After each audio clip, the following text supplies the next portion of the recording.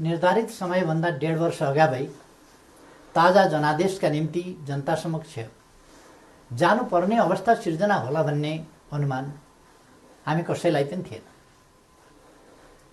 2074 साल मङ्सिरमा सम्पन्न आम निर्वाचनको जनादेश राजनीतिक स्थायित्वको पक्षमा थियो, तर जनादेश र जनभावना विपरीत राष्ट्रिय राजनीतिलाई अन्त्यहीन एवं अर्थहीन विवादमा अल्झाएर गतिरोध सिर्जना गरिएपछि, संसदलाई अर्थहीन तुल्याइएपछि र जननिर्वाचित सरकारलाई असहयोग, विरोध र घेराबन्दीमा पुर्याइएपछि मेरा सामु सार्वभौम जनता समक्ष जानुको विकल्प रहेन। त्यसैले जनता समक्ष प्रस्तुत हुने निष्कर्ष अनुरूप हिजो 2077 साल पुष 5 गते प्रतिनिधि सभाको विघटन गरेर आगामी 78 साल वैशाखमा नयाँ निर्वाचन गर्ने निर्णय गरिएको बेहोरा म निवेदन गर्न चाहन्छु। सतहमा हेर्दा हिजो विकसित घटनाक्रम अप्रत्याशित र आकस्मिक जस्तो देखिए तापनि यो परिस्थिति लामो समयदेखि राष्ट्रिय राजनीति र मूलतः सत्तारूढ नेपाल कम्युनिस्ट पार्टीका केही नेताहरूका असङ्गत, विकृत र जनअपेक्षा विपरीतका गतिविधिहरूद्वारा सिर्जना भएको हो। 2074 साल असोज 17 गते तत्कालीन नेकपा एमाले र नेकपा माओवादी केन्द्रबीच वाम गठबन्धन बनाएर निर्वाचन लड्ने र निर्वाचन लगत्तै पार्टी एकता गर्ने उद्घोष गरिएको थियो। यो निर्णय आम निर्वाचन मार्फत आम जनताद्वारा स्पष्ट रूपमा अनुमोदन भएको थियो, तर निर्वाचन पश्चात राष्ट्रिय राजनीतिलाई जनअपेक्षा अनुरूप अगाडि बढ्न नदिने विभिन्न विसङ्गत गतिविधि सुरु भए। सुरुमा सरकार गठनमा विलम्ब गराउने र जनादेश विपरीत अन्त्यहीन बार्गेनिङ र दबावमा राष्ट्रिय राजनीतिलाई अल्झाउने त्यति बेलाका गतिविधिहरू तपाईहरूको सम्झनामा ताजै छन् भन्ने ठान्दछु।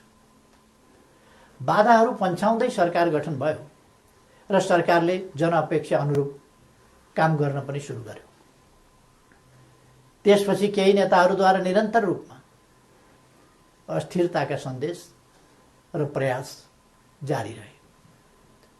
सरकार गठनको 1 वर्ष नपुग्दै कुनै नेताले मुलुक बाहिर गएर अस्थिरताको सन्देश छर्नुभयो भने कुनै नेताले प्रधानमन्त्री मुलुकमा नभएको मौका पारेर देश डुब्न लाग्यो भन्दै बचाउनका लागि माझी गुहार्न थाल्नुभयो। सरकार संविधानको कार्यान्वयनका लागि नयाँ कानुन निर्माण, संघीयताको कार्यान्वयन र मुलुकको सामाजिक आर्थिक रूपान्तरणमा केन्द्रित थियो, तर कतिपय साथीहरूका आँखा निरन्तर पद, प्रतिष्ठा र पद सोपानमा मात्रै केन्द्रित भए।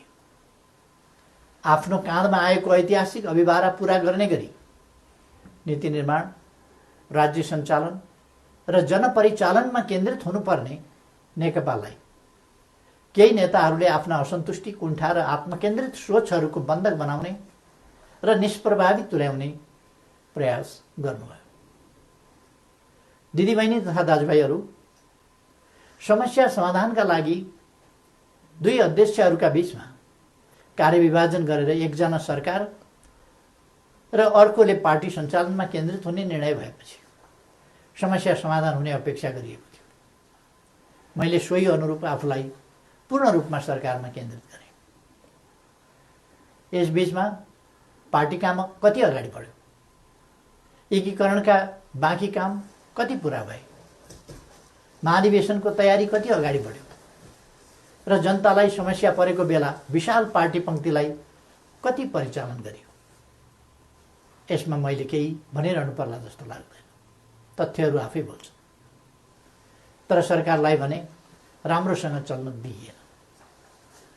पार्टी घोषणापत्रको मर्म र समृद्ध नेपाल सुखी नेपालीको अभियानलाई हाँक्न सक्ने गरी योग्यता क्षमताका आधारमा मन्त्री परिषद पुनर्गठन गर्न खोज्यो भने आफ्नो र पराईका कित्ता काट गरेर टुङ्गोमा पुग्न दिइएन।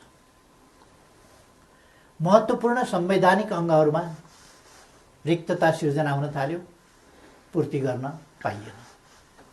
पछाडि परेका सामाजिक समुदायको हितका लागि विभिन्न संवैधानिक आयोगहरूको व्यवस्था छ, तर 2.5 वर्षसम्म पनि त्यहाँ नियुक्ति हुन पाएन। सरकारले दूरगामी महत्त्वका काम गरेको छ। प्रतिकूलताका बीचमा पनि मुलुकले महत्त्वपूर्ण उपलब्धि हासिल गरेको छ। युगान्तकारी काम सुरु भएका छन्, तर विपक्षी दलहरूलाई पनि उछिनेर केही नेताहरू सरकारको अनन्त विरोध र नकारात्मक मनोविज्ञान सिर्जना गर्न उद्धत भइरहनु भयो। सरकारले प्रस्तुत गरेका कतिपय प्रस्तावमाथि सार्वभौम संसदलाई छलफल पनि गर्न नदिइकन जबरजस्ती रोकेर राखियो। विगत केही महिना यता सरकार कस्तो कठिनाइ बीच काम गर्न बाध्य भयो र कस्तो घेराबन्दीको शिकार भयो भन्ने बारेमा यहाँहरू अनभिज्ञ हुनुहुन्न भन्ने म ठान्दछु। मैले राज्य प्रणालीमा पनि र पार्टी संरचनामा पनि नेतृत्व हस्तान्तरणको एउटा वैधानिक प्रणाली बसाल्ने प्रयास गरेँ। प्रधानमन्त्री चयन ताजा जनादेशका आधारमा बन्ने संसदले गरोस् र पार्टी नेतृत्वको चयन महाधिवेशनबाट होस् भन्ने विधि स्थापित गर्न खोजे। सङ्घीय लोकतान्त्रिक गणतन्त्रका निम्ति अगुवाई गरेको पहिलो पुस्ताले संरक्षक र उत्प्रेरकको सम्मानजनक भूमिकामा रहोस् र मुलुकको नेतृत्व सामाजिक आर्थिक रूपान्तरण र समृद्धिको मिसन पूरा गर्न सक्षम र सक्रिय नयाँ पुस्तामा हस्तान्तरण होस् भन्ने मार्गचित्र प्रस्तुत गरे। यसै मान्यताका आधारमा 5 वर्षको सरकारको नेतृत्वपछि सुयोग्य नेतृत्वलाई जिम्मेवारी हस्तान्तरण गर्ने र महाधिवेशनद्वारा पार्टीको कार्यकारी जिम्मेवारीबाट अवकाश लिने घोषणा समेत गरे। मुलुकको जटिल अवस्थामा नियमित महाधिवेशन हुन नसक्ने हो भने पनि विशेष महाधिवेशन गरेर अध्यक्ष पद हस्तान्तरण गर्न इच्छा गरे र योजना पनि प्रस्तुत गरे। तर महाधिवेशनका लागि साथीहरूले 4 महिना पनि कुर्न सक्नु भएन। उल्टै मेरो राजनीतिक चरित्र हत्या गर्ने गरी अत्यन्त लाञ्छित र अपमानित गर्दै आरोप पत्र पेश गर्नुभयो। त्यसलाई पार्टीको लोगो र कार्यालयको दुरुपयोग गर्दै राष्ट्रव्यापी रूपमा वितरण गर्नुभयो र वस्तुतः पार्टी विभाजनको अप्रत्यक्ष घोषणा गर्नुभयो। अर्कातिर भित्रभित्रै प्रधानमन्त्री विरुद्ध अविश्वास प्रस्तावको तयारीलाई अगाडि बढाउनु भयो। पार्टी अध्यक्ष एवं संसदीय दलका नेतालाई थाहै नदिई संसद अधिवेशन बोलाउन हस्ताक्षर सङ्कलन गरेर साथीहरूले संविधान विपरीत पार्टी प्रणाली र पद्धतिमाथि यसअघि नै गम्भीर आघात पुर्याउनु भयो। यसपछि नै पार्टीभित्रको अवस्था निकै गम्भीर र सङ्कटपूर्ण बन्न पुगेको। अस्ति पुस 4 गते मात्रै पनि मैले पुष्पकमल दाहालजीको निवासमै गएर उक्त विग्रहकारी आरोप पत्र फिर्ता लिन, पार्टीमा सहज र स्वस्थ वातावरण सिर्जना गर्न र विशेष महाधिवेशन आयोजना गरेर नेतृत्व हस्तान्तरणका लागि पटक पटक आग्रह गरे। पार्टी एकीकरणको सङ्क्रमणकालीन प्रयोजनका लागि मनोनयनद्वारा गठन भएका र महाधिवेशन सम्पन्न गर्ने मुख्य दायित्व भएका पार्टीका नेतृत्वदायी कमिटीहरूलाई पार्टी विधान र एकीकरणको भावना विपरीत पार्टीलाई मतदानको अवस्थातिर नधकेल्न र कर्तव्यको लिकबाट बाहिर नजान बारम्बार आग्रह गरे। तर यस प्रयासलाई मेरो कमजोरी ठानियो। केही भएको छैन, केही गरिने छैन भन्ने कुरामा अल्मल्याउँदै प्रधानमन्त्री विरुद्ध अविश्वास प्रस्तावको तयारी अगाडि बढाइयो। दिदीबहिनी तथा दाजुभाइहरू, सरकार विरुद्ध यसरी घेराबन्दी र दाउपेच गर्नुपर्ने जायज कारण के थियो र? सरकारले यस बीचमा राष्ट्रियतालाई सुदृढ गर्ने सन्दर्भमा ऐतिहासिक कामहरू गरेको छ। नेपालको वास्तविक भूभाग समेटेको नयाँ नक्सा प्रकाशन गरिएको छ। तदनुरूप सर्वसम्मतिका आधारमा संविधान संशोधन गरिएको छ। समस्या समाधानका लागि मित्र राष्ट्र भारतसँग वार्ताको तयारी भइरहेको छ। चीनसँग पारवन यातायात प्रोटोकलमा हस्ताक्षर भएको छ। नेपालको अन्तर्राष्ट्रिय छवि, भूमिका र आकर्षण बढेको छ। यसलाई सुदृढ गर्न सबैले सहयोग गर्नुपर्ने बेलामा सरकारलाई असहयोग र असफल पार्न भइरहेका यी गतिविधिका पछाडि गम्भीर षड्यन्त्र लुकेको स्पष्ट छैन र? यी घटनाक्रम हेर्दा म आजभन्दा 4 वर्ष अगाडिका परिदृश्यहरूलाई सम्झिरहेको छु। नाकाबन्दीको साहसका साथ सामना गर्दै त्यसलाई अन्त्य गरे बापत नेपालको पारवन सुविधा विस्तार गरेर फेरि कहिल्यै नाकाबन्दी नहुने कुराको सुनिश्चित गरे बापत त्यति बेलाको सरकारलाई यसै गरी षड्यन्त्रपूर्ण ढङ्गले अपदस्थ गरिएको थियो। परिस्थिति र समय सन्दर्भ फरक भए पनि पात्रहरू उनै हुनुहुन्थ्यो। के यसले हाम्रा कतिपय नेताहरू नेपाललाई अनन्त अस्थिरतामा फसाउने योजनामा सहभागी भएको स्पष्ट रूपमै देखिनुहुन्न र? थुप्रै प्रतिकूलताका बावजुद नेपालले गएको 3 वर्षमा उल्लेख्य उपलब्धि हासिल गरेको कुरामाथि पनि उल्लेख भइसकेको छ। प्राय सबैजसो विकास सूचकाङ्कहरूमा नेपालले प्रगति गरेको छ। कतिपय क्षेत्रमा फड्को नै मारेको छ। शान्ति सुरक्षाको स्थितिलाई सुदृढ तुल्याइएको छ। पृथकतावादी गतिविधिलाई समाधान गरिएको छ। मुलुकले विकास, सुशासन, समृद्धि र स्थायित्वतिर सकारात्मक कदम चालिरहेको यस स्थितिबाट पार्टी खुसी हुनुपर्ने होइन र? सबै मिलेर यसलाई थप गति दिनुपर्ने होइन र? तर कतिपय नेताहरूबाट यसको उल्टो काम भइरहेको छ। सरकारलाई 5 वर्ष काम गर्न दिने र उसका कामको परीक्षण जनताबाट निर्वाचनका क्रममा हुने लोकतान्त्रिक बाटो छोडेर सधैँभरि सत्ता, सधैँभरि सरकार, सधैँभरि पदीय भागभण्डाको चक्रव्यूहमा राजनीतिलाई बन्दी बनाउने काम भयो। लोकतन्त्रमा सत्तापक्षले जनताको आदेशअनुसार काम गर्छ, प्रतिपक्षले नियन्त्रण र सन्तुलनको भूमिका खेल्छ। तर हामी कहाँ सत्तापक्षका कतिपय साथीहरू नै प्रतिपक्षभन्दा बढी आक्रामक, असहयोगी र षड्यन्त्रपूर्ण गतिविधिमा संलग्न हुने विडम्बनापूर्ण अवस्था सिर्जना भयो। आजको स्थिति विकसित हुनुमा कतिपय नेताहरूको गतिविधिको मुख्य जिम्मेवारी रहेको तथ्यलाई एका राख्नुपर्दछ। यस्तो काम कुनै पनि अर्थमा लोकतान्त्रिक हुन सक्दैन। दिदीबहिनी तथा दाजुभाइहरू, पार्टीलाई एकताबद्ध रूपमा अगाडि बढाउने, नेतृत्व हस्तान्तरणको विधि र प्रणाली बसाउने र पार्टी, सरकार र संसदलाई जनताको हितमा केन्द्रित गर्ने मेरा प्रयासहरूमा यसरी निरन्तर बाधा सिर्जना गरिए। यसपछि नै म यस निर्णयमा पुग्न बाध्य भएको हुँ। प्रतिनिधि सभा विघटन र नयाँ निर्वाचन मेरो रुचि वा छनौटको विषय थिएन। तर मुलुकलाई अकर्मण्य अवस्थामा राखिराख्नु उचित हुँदैन थियो। संसदलाई केही नेताहरूको स्वार्थको बन्धक बनाइराख्नु जनादेश विपरीत हुन जान्थ्यो।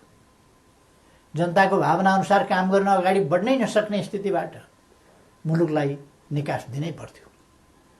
जनअनुमोदित नेकपाको यस सरकारलाई आफ्नै दलका नेताहरूले काम गर्न नदिने र दलभित्रको कचिङ्गनले प्रतिनिधि सभालाई पनि शिकार बनाउने अवस्था अन्त्य गर्नै पर्थ्यो।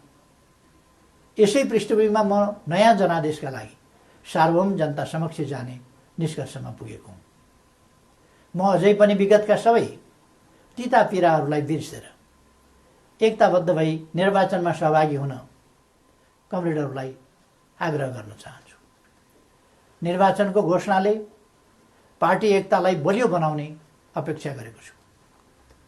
पार्टी पहिलो शक्ति बन्नुमा, पार्टी एकता हुनुमा र पार्टीले विशाल जनसमर्थन प्राप्त गर्नुमा केपी ओलीको कुनै योगदान छैन।